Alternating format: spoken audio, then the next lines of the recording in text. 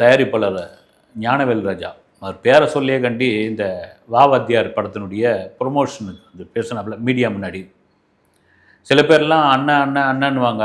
அப்புறம் வந்து மேடையில் ஓன்னு அழுவாங்க. இவர் தான் வேறு யாரும் கிடையாது, சிவகார்த்திகேயன் தான். ஓன்னு அழுவாங்க. அப்புறம் அண்ணன்னு சொல்லிவிட்டு அவங்களுக்கு எதிரான வேலையெல்லாம் பண்ணுவாங்க. இதெல்லாம் என்னங்க அப்படின்னு சொல்லியிருந்தாப்புல.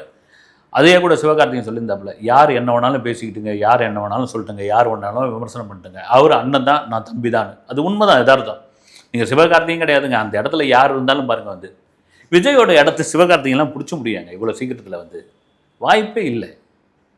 எங்க ஒரு நடிகர் திரும்பவும் சொல்கிறது தான் வந்து இது மிகைப்படுத்தி செங்கோட்டின்னு சொல்கிற மாதிரி தான். வந்து ஒரு நடிகர் ஒரு 200-250 கோடி சம்பளம் வாங்குறாரு, ஒரு வருஷத்துக்கு 4 படம் நடிக்கிறார், 1000 கோடினா சாதாரண காசாக வந்து அது வேணான்னு சொல்லிட்டு அரசியலுக்குள்ளே வராரு அப்படின்னா, அரசியலில் என்ன பெருமளவில் இங்கே சம்பாதிக்கணும், வாரி வாரி கொட்டணும், இங்கே வந்து இது பண்ணோம், அதெல்லாம் ஒன்றும் கிடையாது. நீ 1000 கோடி வந்து ஒரு வருஷத்தில் 1000 கோடி ஈஸியாக சம்பாதிக்கும் போது ஏன் நமக்கு தேவையில்லாத ரிஸ்க்கு?